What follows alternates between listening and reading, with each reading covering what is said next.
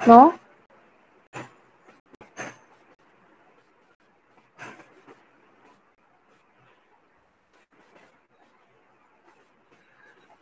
আমরা অধ্যায় 8 এর আমরা কান পড়ছিলাম। কানের কোন পর্যন্ত পড়েছি তোমরা কি জানো? মনে আছে আমাদের? হ্যাঁ? কানের কোন পর্যন্ত আমরা পড়েছি আমাদের মনে আছে সবার? বহিকর্ণ পর্যন্ত।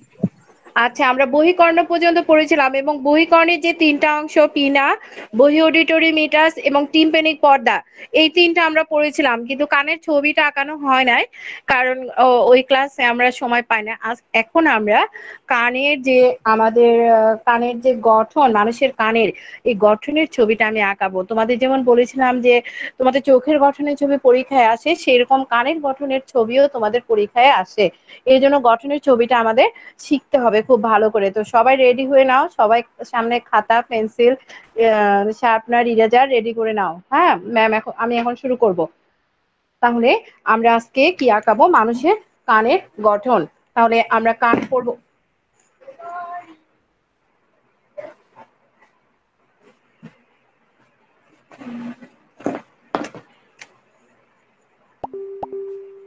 মিস কোন চ্যাপ্টার?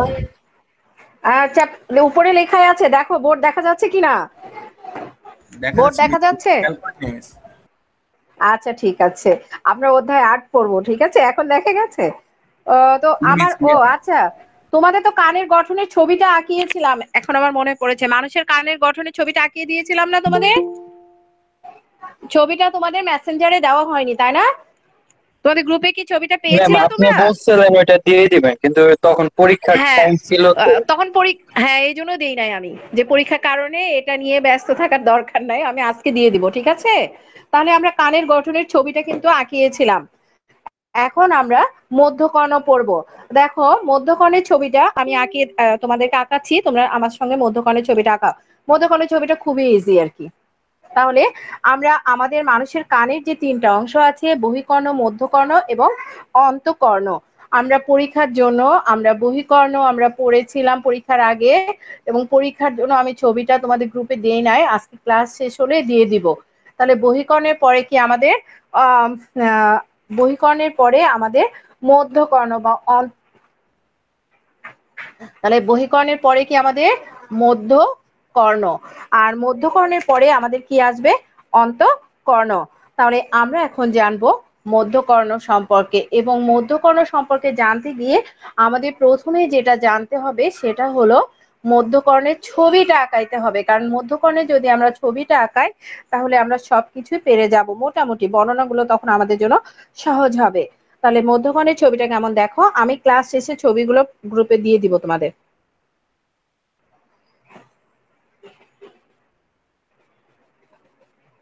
ম্যাম মধ্যকর্ণের যে বইয়ের ছবি সেটা হবে না? তোমাদের বইয়ের ছবিগুলো তো ডিজিটাল ছবি, তোমরা ওটা বুঝতেই পারবে না, আমি কালারিং ছাড়া ছবিগুলো দিয়ে দিব। ওখানে তো কালার দেওয়া আছে, কালার দেওয়া আছে না? বইয়ের ছবিটা আমি আঁকাবো, আমি কি বাইরে থেকে ছবি আঁকাবো না তো, তোমাদের বইয়ের ছবি আঁকাচ্ছি।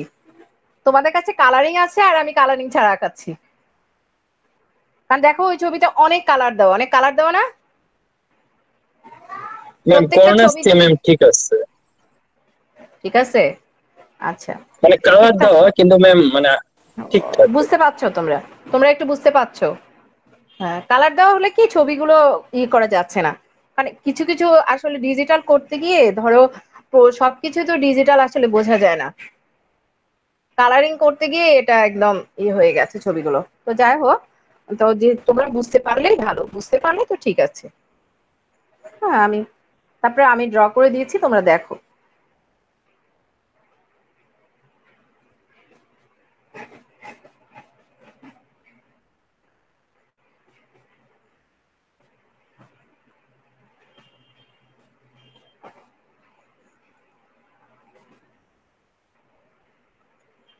আমাদের কানের অন্তর্গঠনটা আসলে চোখের মতো এত জটিল না। আমাদের চোখটা যেমন জটিল অনেক, চোখটা কিন্তু আসলে অনেক জটিল আমাদের, কিন্তু কানটা এত জটিল না আসলে। হুম, কানটা মোটামুটি ইজি আছে ছবিগুলো। আর চোখের গঠনের যেমন ফিগারটা তোমাদের খুবই আসলে অনেক ডিফিকাল্ট, চোখের গঠনের ফিগারটা কিন্তু। দেখা যাচ্ছে না ম্যাম? ম্যামের জন্য ইয়ে হয়ে গেছে? দেখা না গেলে বলো যে ম্যাম দেখা যাচ্ছে না। তোমরা না বললে তো আমি বুঝতে পারবো না। ঠিক আছে। হ্যাঁ, ওকে।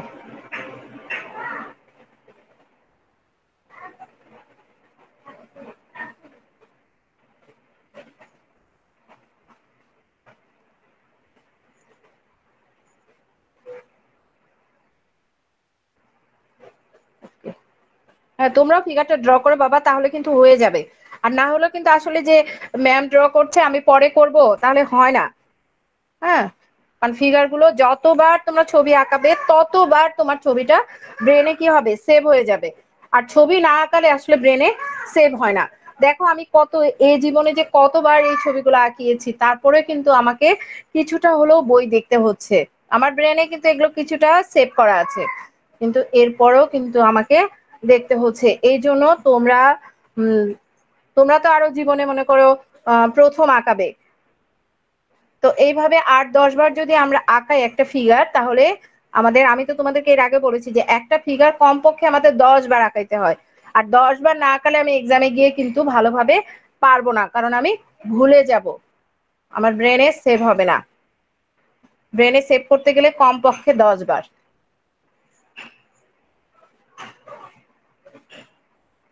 এখানে দুটো স্ক্রু দিয়ে দাও। এখানে দুটো স্ক্রুর মতো আছে আমাদের, দুটো না, একটা দেখা যায় আর একটা দেখা যায়নি, তাহলে একটাই আমি দিয়ে দিই।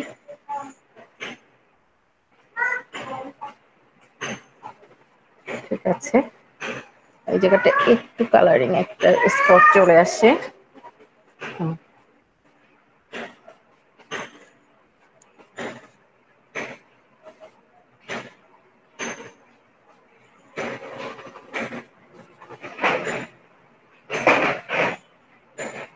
এত উপস্থিতি কম কেন? হ্যাঁ, এর আগে কি ক্লাস ছিল তোমাদের? ম্যাথ। ম্যাথে কতজন ছিল? ম্যাম, ম্যাম ছিল ম্যাম, আরো বেশি ছিল, 15 জন 16 জন। ১৫-১৬ জন, আর এটা তো কমে গেল। আসলে লাস্ট পিরিয়ডে মানে কমে যায় নাকি? আমার অবশ্য লাস্ট পিরিয়ডে এই ফার্স্ট ক্লাস, আমার লাস্ট ম্যাম পিরিয়ডে তো আজকে ক্লাস তাও ছিল না। ম্যাম বেশি আছে ম্যাম, কালকে বাংলা ক্লাসে তো ম্যাম সব মিলে 6 জন না 5 জন ছিল। সর্বনাশ!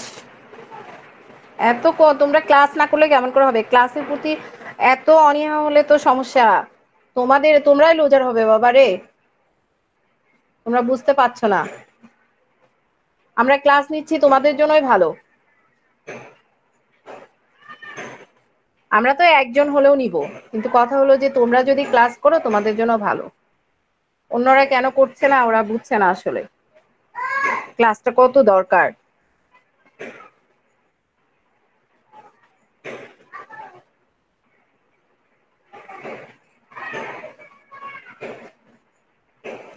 একটু এদিকে দিয়ে দিই।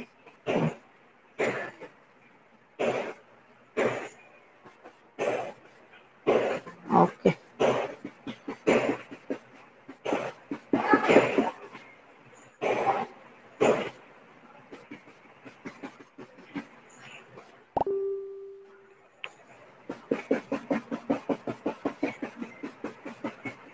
আমাদের হয়ে গেছে মধ্যকর্ণের ফিগার। আমরা জানি যে আমাদের যে মধ্যকর্ণ আছে, এই মধ্যকর্ণের আমাদের আবার অংশ আছে। মধ্যকর্ণের কয়টা অংশ আছে আমাদের মনে আছে?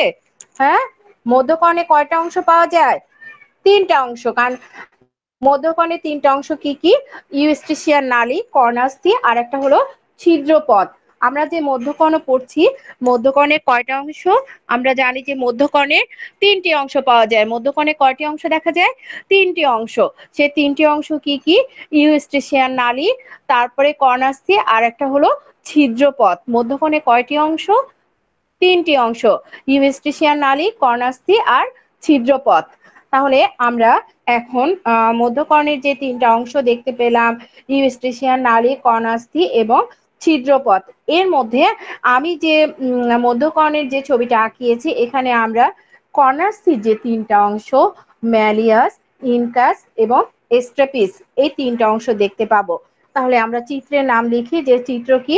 মধ্যকর্ণের অস্থি সমূহ। মধ্যকর্ণের মধ্যকর্ণের অস্থি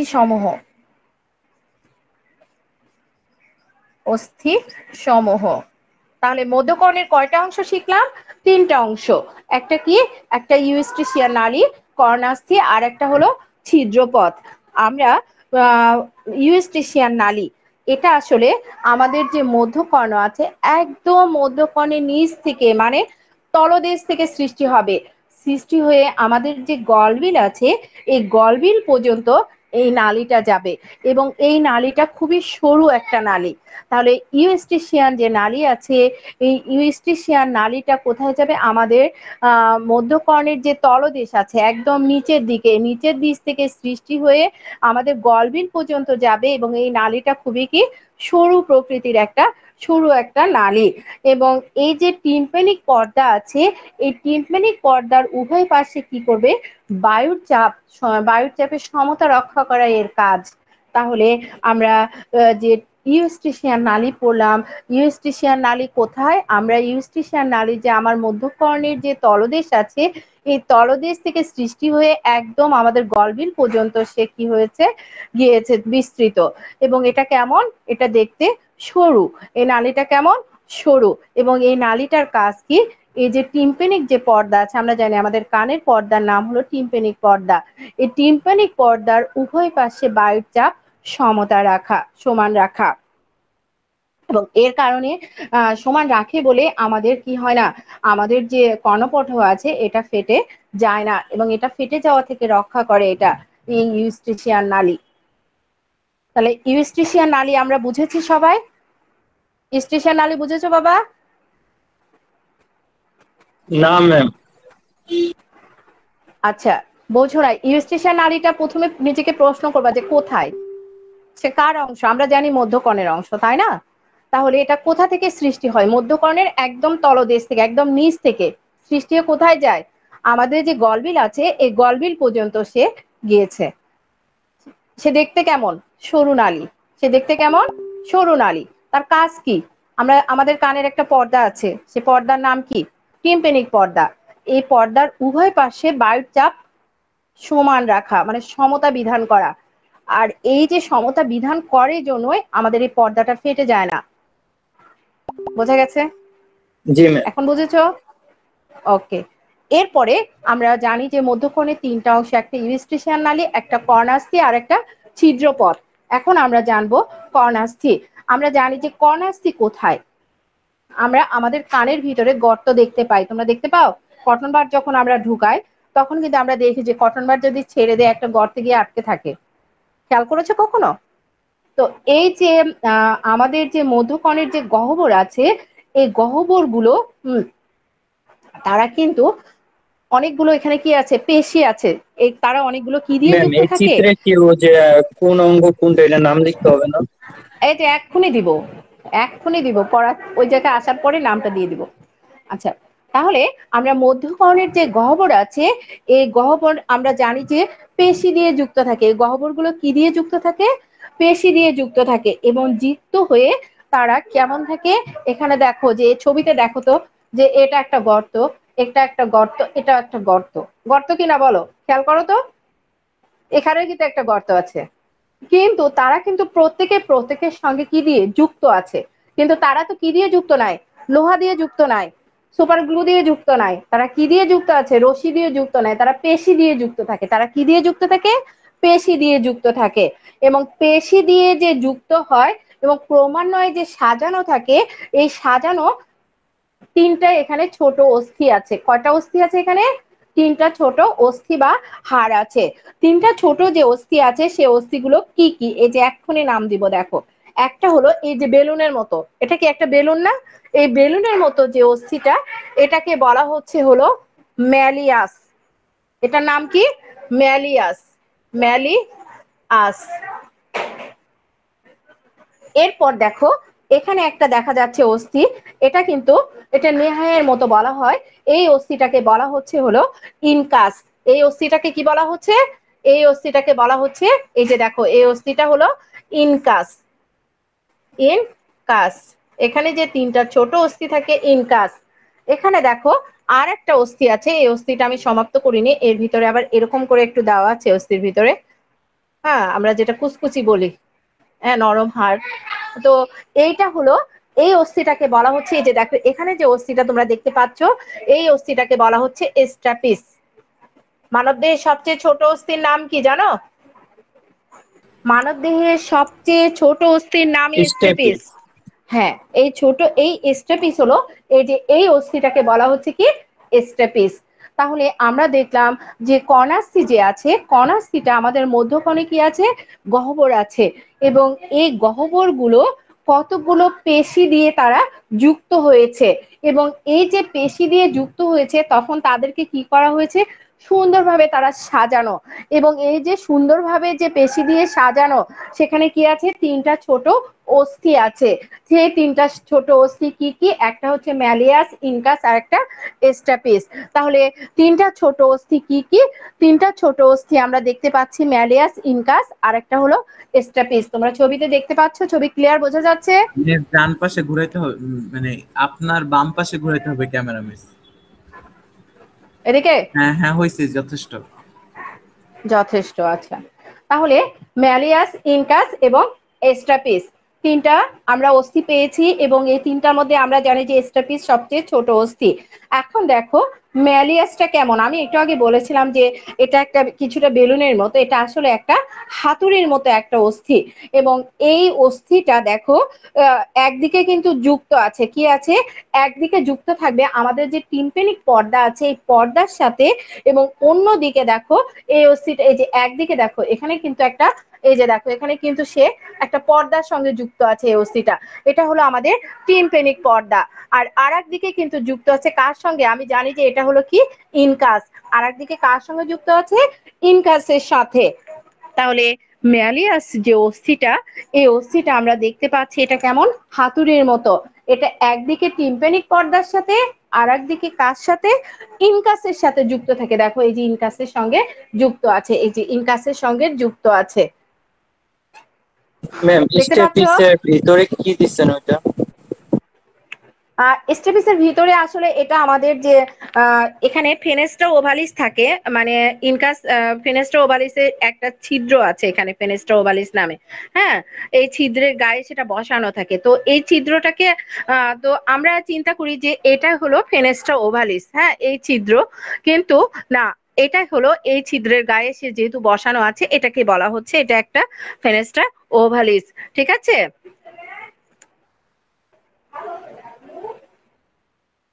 হ্যাঁ, ফেনেস্টা ওভালিসটা হলো তোমরা যখন অন্তঃকর্ণ পড়বে অন্তঃকর্ণে দেখবে, আর ফেনেস্টা ওভালিস হলো ডিম্বাকার, কিন্তু কল্পনা করা হয় যে এইটাই আসলে ফেনেস্টা ওভালিস, এটার গায়ে বসানো থাকে। তো এখানেও এই ফেনেস্টা ওভালিসের কিছু অংশ তার গায়ে যেহেতু বলা হয়েছে তাই ওটা একটু দিয়েছে ওখানে আর কি, দেওয়া হয়েছে। ঠিক আছে, বোঝা গেছে? সামিন, আর কোনো কোশ্চেন? জি ম্যাম। তাহলে আমরা যেটা পড়ছিলাম, আমরা ম্যালিয়াস পড়লাম, ইনকাস পড়লাম, হ্যাঁ, আমরা ম্যালিয়াসটা শেষ করলাম। ম্যালিয়াসটা কেমন, হাতুড়ির মতো, এটা একদিকে টিম্পেনিক পর্দার সাথে আর একদিকে ইনকাসের সাথে যুক্ত থাকে। এখন আমরা আসবো ইনকাস, এটা নিহাইয়ের মতো। নিহাই কি জানো, ওই যে ঘোড়ার যে গাড়ি, ঘোড়ার গাড়ি দেখেছো, ঘোড়ার জিনের যে পাদানিটা থাকে এটার মতো, এটার সঙ্গে এটা কিছুটা এরকম দেখতে আর কি। সরি, স্ট্রাপিসটা হলো ঘোড়ার জিনের পাদানের মতো, আর এটা হলো নেহায়ের মতো বলা হয়েছে। আর এটা কি করে, ম্যালিয়াস এবং স্টেপিসকে যুক্ত রাখে, ম্যালিয়াস এবং স্টেপিসকে যুক্ত রাখে। দেখো এটা কিন্তু স্টেপিসের সঙ্গে যুক্ত আছে এবং ম্যালিয়াসের সঙ্গেও যুক্ত আছে। দেখো এখানে কিন্তু স্টেপিসের সে ম্যালিয়াসের সঙ্গে যুক্ত, আর এখানে এসে কিন্তু কার সঙ্গে যুক্ত হয়েছে, আমরা জানি যে এটা হলো স্টেপিস, আর এখানে কিন্তু সে এসে স্টেপিসের সঙ্গে যুক্ত হয়েছে।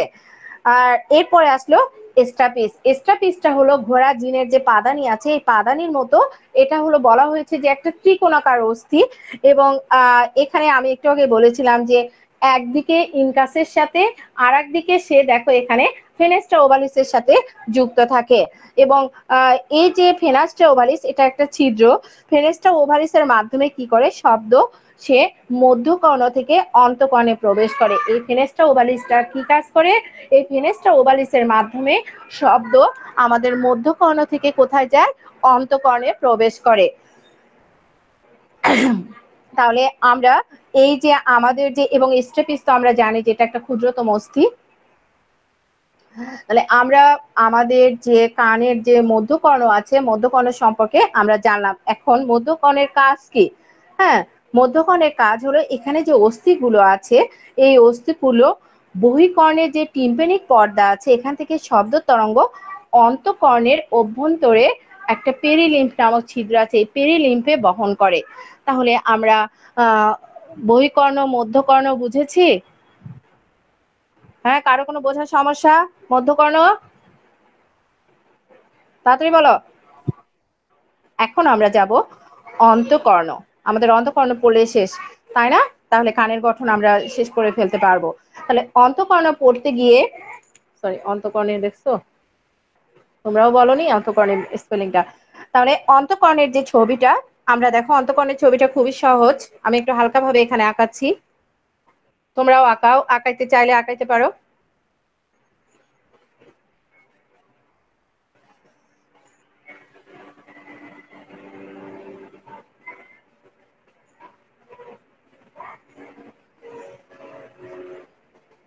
মা ছোটবেলায় ৩ লেখা শিখাইতো না? এই ২-৩ বার ৩ লিখতে হবে আর কি।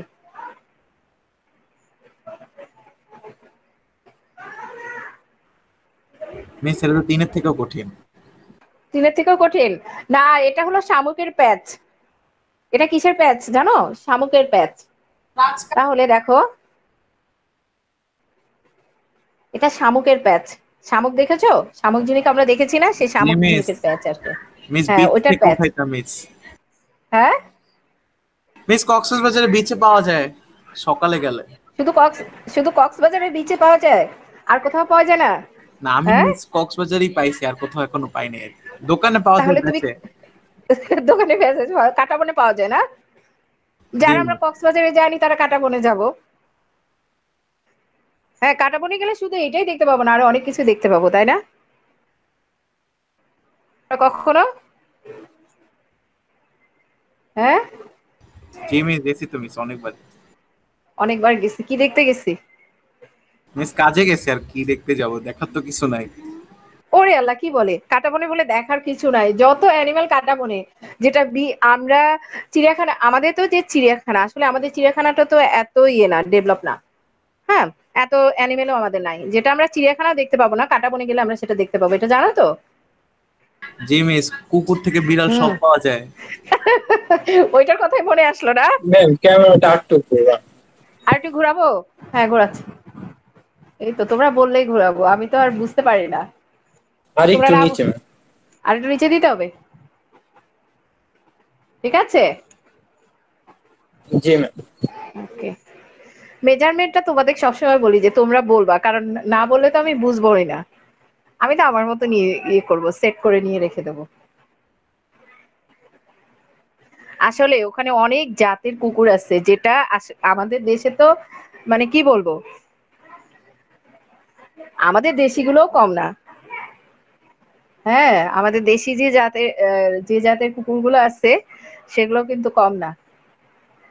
খেয়াল করেছো? মিস বিদেশি গুলা জোস মিস। বিদেশিগুলো জোস হয় না? আসলে দেশে অনেকে যে বিদেশি জিনিসের প্রতি আমাদের মায়াটা বেশি না, এই জন্য মনে হয় আর কি।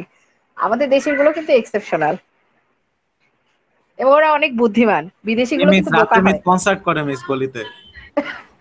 হ্যাঁ, এই কনসার্টে তো তুমি সেফ থাকো। ওরা যদি কনসার্ট না করতো, তোমরা সেফ থাকতা বলো? ওরা কিন্তু অনেক সেফ রাখে আমাদেরকে কনসার্ট করে। তবে ওদের অনেক কষ্ট হয়ে গেছে করোনার সময়, অনেক কারণ ওরা না, আমি এই যে আমার বাসার এখানেই দেখি যে ওদের আসলে খাদ্যের অনেক অভাব হয়ে গেছে। আর ওরা এমন হয়ে গেছে, ওরা ঢাকা শহরে থেকে ওরা যেন তেন খাবারও খেতে চায় না। ওদেরকে যে যেমন তেমন খাবার দিবা, ওরা কিন্তু এটা পছন্দ করে না। ওরাও ভালো কিছু খেতে চায় আমাদের মতো।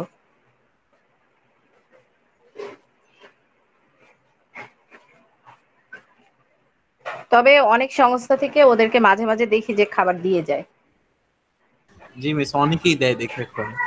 হ্যাঁ, অনেকে দিয়ে যায়। আর গ্রামাঞ্চলের গুলো যেমন মনে করো তুমি, বাসার যে উচ্ছিষ্ট খাবার থাকলো এটা দিয়ে দিলা, কিন্তু এরা কিন্তু শহরের গুলো কিন্তু এটা খায় না। অনেক পশ মিস, ওরা পশ। মিস বড় লোক। হ্যাঁ, যাই হোক, ওদেরকে নিয়ে আমরা অনেক আসলে ওরাও একটা প্রাণী, আল্লাহ ওদেরকেও সৃষ্টি করেছেন, আমাদেরকেও সৃষ্টি করেছে। যাই হোক, ওদের কথা আমরা হয়তো বা মজা করে বা ওদেরকে নিয়ে দুষ্টামি করি, কিন্তু আসলে তো ওরাও একটা প্রাণী।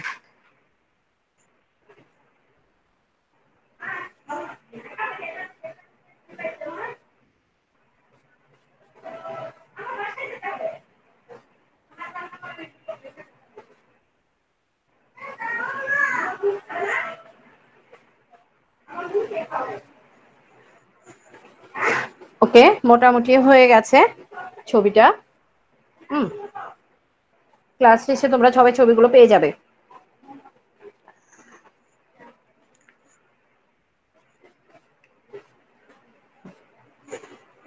ব্যাস। তাহলে আমরা এটা কিসের ছবি আঁকালাম? আমরা আঁকালাম হলো অন্তঃকর্ণ। চিত্র কি? অন্তঃকর্ণ। চিত্র কি? অন্তঃকর্ণ। অন্তঃকর্ণ। তাহলে অন্তঃকর্ণে যে ছবিটা আমরা আঁকালাম, অন্তঃকর্ণের এখন অংশগুলো জানলে তারপরে আমি বসায় দিচ্ছি। আমাদের অন্তঃকর্ণের যে অংশ আছে,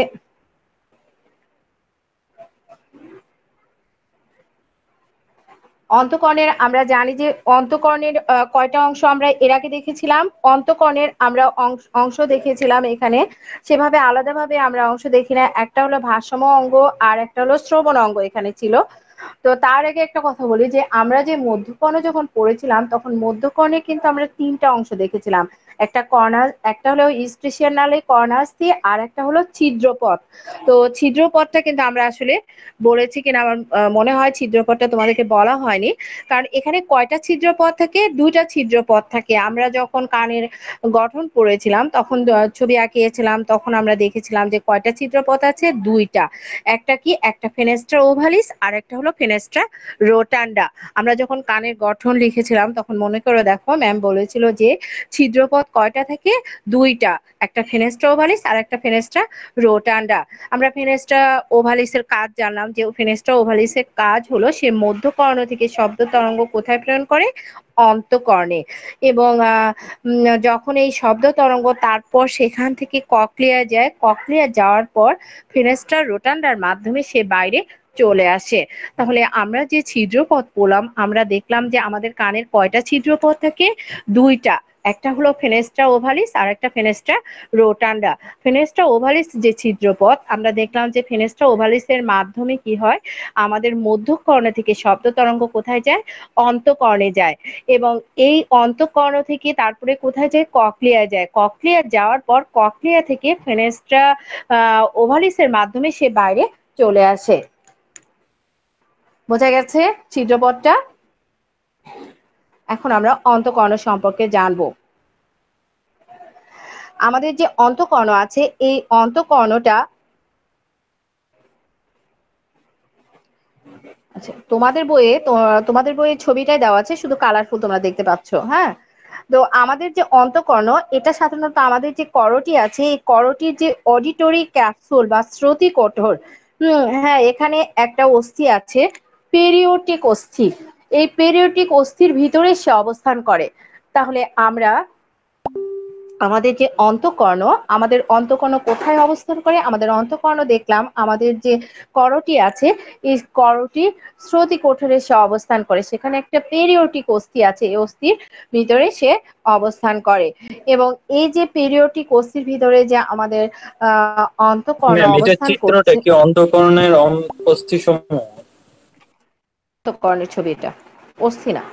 অস্থি দেওয়া থাকলে তো শুধু অস্থিগুলো দেওয়া থাকতো, কারণ অন্তঃকর্ণে কয়েকটা অস্থি আছে মাত্র। এই যে এখানে বললাম যে পেরিওটিক অস্থির ভিতরে সে অবস্থান করে অন্তঃকর্ণটা। কোন অস্থির ভিতরে? পেরিওটিক অস্থির ভিতরে। আর এগুলো হলো অন্তঃকর্ণের অংশ দেখাবো এখন। এটা অন্তঃকর্ণ, শুধু অন্তঃকর্ণ লিখলেই হবে ছবিতে। তো এই অন্তঃকর্ণের যে প্রধান অংশ তার নাম হলো মেমব্রেনাস ল্যাবিরিন্থ। হ্যাঁ, একটি জটিল গঠন। এই মেমব্রেনাস ল্যাবিরিন্থ যে আছে, মেমব্রেনাস ল্যাবিরিন্থটার গঠনটা খুবই জটিল একটা গঠন। আর এই মেমব্রেনাস ল্যাবিরিন্থ যে আছে, এই মেমব্রেনাস ল্যাবিরিন্থের ভিতরে অ্যান্ডোলিফ নামক তরল পদার্থ থাকে। তাহলে আমরা অন্তঃকর্ণের আমরা যে প্রধান অংশ জানলাম, সেই প্রধান অংশের নাম হলো মেমব্রেনাস ল্যাবিরিন্থ। এবং মেমব্রেনাস ল্যাবিরিন্থ যে আছে, এটা কি দিয়ে পূর্ণ থাকে? এটা তরল দিয়ে পূর্ণ থাকে। সেই তরলটার নাম হলো অ্যান্ডোলিম্ফ। তাহলে আমরা এই যে অন্তঃকর্ণের যে অংশ, আমরা অন্তঃকর্ণের প্রধান অংশের নাম জানলাম মেমব্রেনাস ল্যাবিরিন্থ, এবং এটা কি দিয়ে পূর্ণ থাকে? এটা অ্যান্ডোলিম্ফ নামক তরলে পূর্ণ থাকে। এবং অস্থিময় ল্যাবিরিন্থ দ্বারা মেমব্রেনাস ল্যাবিরিন্থ পরিবেষ্টিত থাকে। আর দুই ল্যাবিরিন্থের মধ্যবর্তী স্থানে, দুইটা যখন ল্যাবিরিন্থ থাকে তার মধ্যবর্তী স্থানে সে পেরিলিম্ফ নামক তরলে পূর্ণ থাকে। মেমব্রেনাস ল্যাবিরিন্থ যে আছে, এটা ভারসাম্য শ্রবণের অঙ্গ নিয়ে গঠিত। তাহলে মেমব্রেনাস ল্যাবিরিন্থ এটা ভারসাম্য এবং শ্রবণের অঙ্গ নিয়ে গঠিত। তাহলে এখন আমরা এটা একটু লেবেল করি। তাহলে আমরা ফার্স্ট কি দেখলাম? আমরা দেখলাম যে এই অংশটার নাম কি? এটার নাম হলো পেরিলিম্ফ। এই অংশটার নাম পেরিলিম্ফ। Perilymph perilymph. তার ভিতরে দেখো আবার কালার করা আছে। তো যেহেতু বলা হয়েছে যে এই যে নালীগুলো, এটা এন্ডোলিম্ফ নামক তরলে পূর্ণ থাকে, তাহলে এই অংশটা পূর্ণ আছে কি? তরলে, ফাঁকা অংশটা। তাহলে আমরা এখানে কি বলতে পারি? যেখানে কে আছে? অ্যান্ডোলিম্ফ। এখানে কে আছে? অ্যান্ডোলিম্ফ। তোমাদের মনে হয় এই পাশে লেবেল করলে সুবিধা হয়, তাই না? আমি ডান পাশে নিয়ে যাই, তাহলে সুবিধা হবে। এই অংশ হলো অ্যান্ডোলিম্ফ। ম্যাম অ্যান্ডোলিম্ফ। পেরিলিম্ফটা কোনটা দিছেন? হ্যাঁ, পেরিলিম্ফটা ম্যাম কোনটা, মানে বোঝান। এটা দুইটা ল্যাবিরিন্থ যখন থাকবে, এই দুই ল্যাবিরিন্থের মাঝখানে পেরিলিম্ফটা কল্পনা করা হয় যে আসলে এটা একটা ল্যাবিরিন্থ, এটা একটা ল্যাবিরিন্থ, এর মাঝখানে যে অংশটা, এটাকে বলা হচ্ছে পেরিলিম্ফ। আর যে তরলটা থাকছে সেটাকে বলা হচ্ছে অ্যান্ডোলিম্ফ। দুইটা আমরা দেখলাম যে আমরা এখানে দেখছি যে ল্যাবিরিন্থ যে আছে, ল্যাবিরিন্থ হলো আমাদের অন্তঃকণের প্রধান অংশ, আর দুইটা ল্যাবিরিন্থের মাঝখানে কে থাকছে? পেরিলিম্ফ। আর এই যে অ্যান্ডোলিম্ফটা, এটা হলো অ্যান্ডোলিম্ফ যে এটা আর একটু আমরা দেখছি যে এই যে একটা পেরিলিম্ফের অভ্যন্তরে যখন থাকছে তখন সেটার নাম হচ্ছে অ্যান্ডোলিম্ফ। আর দুইটা পেরিলিম্ফ, দুইটা ল্যাবিরিন্থের মাঝখানে যখন যে তরলটা থাকছে সেটাকে বলা হচ্ছে পেরিলিম্ফ। আমি আবার বলছি, যখন একটা ল্যাবিরিন্থের ভিতরে তরলে পূর্ণ থাকছে, মানে একটা ল্যাবিরিন্থ যখন তরল দ্বারা পূর্ণ থাকছে, তখন থাকছে হলো অ্যান্ডোলিম্ফ, সে তরলটার নাম। আর দুইটা ল্যাবিরিন্থের মাঝখানে যে তরলটা থাকছে সেটাকে বলা হচ্ছে পেরিলিম্ফ। ক্লিয়ার? বুঝতে পেরেছো? ম্যাম আরেকবার। আমি একটা ল্যাবিরিন্থের মাঝখানে যে তরলটা থাকবে, বোঝা গেছে? একটা ল্যাবিরিন্থের মাঝখানে যখন তরল থাকবে তখন সে তরলটার নাম হলো অ্যান্ডোলিম্ফ। যখন দুইটা ল্যাবিরিন্থ থাকবে, ধরো দুই পাশে দুইজন থাকবে, মাঝখানে যে তরলটা থাকবে সেটাকে বলা হচ্ছে পেরিলিম্ফ। বুঝেছো? আচ্ছা, তোমাদের আমি অ্যাটেন্ডেন্সটা আগে দিয়ে দেই, যে এখন সবাই চলে গেছে, অনেকেই অ্যাটেন্ডেন্স না দিয়ে চলে গেল। স্টুডেন্ট হিসেবে মাত্র 5 জন আছে মিস। আমি কি করব তাহলে বলো? 8 জন তো ছিল, বাকিরা চলে গেল, অ্যাটেন্ডেন্সটা দিয়ে যাবে না? আর আমিও পড়ানোর মাঝখানে আসলে ইয়ে থাকে না যে ক্লাস টাইম শেষ হয়ে যাচ্ছে, আমি অ্যাটেন্ডেন্সটা দিয়ে দেই, তোমরা দাও, 5 জনই দাও, আমি কি করব? অ্যাটেন্ডেন্স নিব না? দাও, আমি অ্যাটেন্ডেন্সটা দিই। হ্যাঁ, আমি একটু বের হয়ে অ্যাটেন্ডেন্সটা দিয়ে দিই তোমাদের, দাঁড়াও।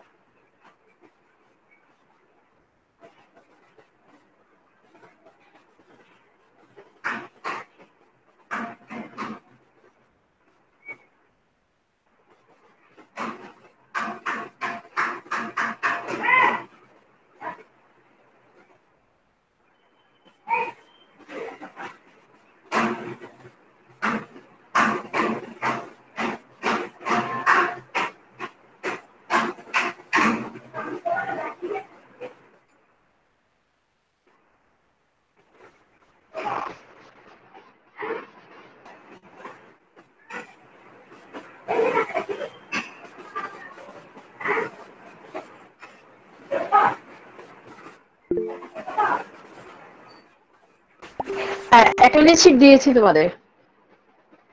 মিস ফোনটা পারলে মিস হরাইজন্টালি রাখতে পারেন না মিস, মানে হলো যে মানে আয়তক্ষেত্রের মতো আর কি, মানে ফোনটা ঘুরাই দিলে তখন আর কি আমার বলতে সুবিধা। ট্রাইপডটা একটু ইয়ে হয়েছে, প্রবলেম হয়েছে বুঝছো, পড়ে গিয়ে ট্রাইপডটা মানে ওই সাইডটা একটু ভেঙে গেছে, এই জন্য দেওয়া যায় না। কেন, এতে তোমাদের প্রবলেম হচ্ছে? এখন তো মিস প্রবলেম মানে হওয়ার তখন কথা কি না। ডানে সব দেখলে বামে একটু দেখা যায় না, বামে দেখলে আবার ডানে দেখতে পারি না, এরই আর কি এরকম ও হয়। আচ্ছা আচ্ছা, দেখি এখন ওটা ঠিক করা যায় কিনা, ওটা ঠিক করে নিতে হবে। ঠিক আছে, আজকে ওটা চেষ্টা করব, সুযোগ হয় না। তাহলে আমরা অন্তঃকরণের যে অংশগুলো আমি লেবেল করছিলাম একটু শেষ করে দিই, দিয়ে ক্লাস টাইম তো তোমাদের শেষ হয়ে গেছে প্রায়। তোমরা অ্যাটেন্ডেন্সটা দাও, আমি শেষ করে দিই।